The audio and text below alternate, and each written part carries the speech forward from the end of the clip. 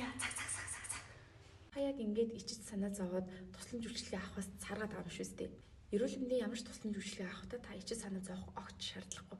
Яагаад гэвэл эрүүл мэндэд анхаарч байна гэдэг нь өөртөө хайртайгаа илэрхийлж байгаа маш том илэрхийлэл юм.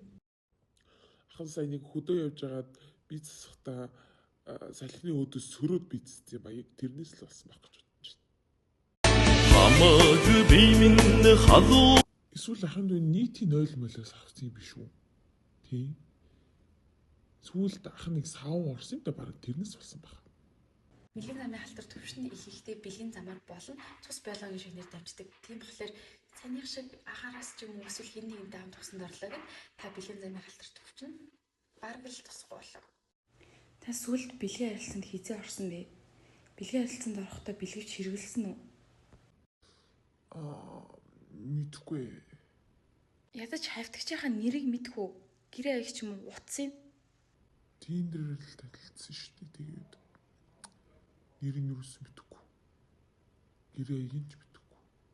Утсан ч мэдэхгүй. Юу ч мэдэхгүй.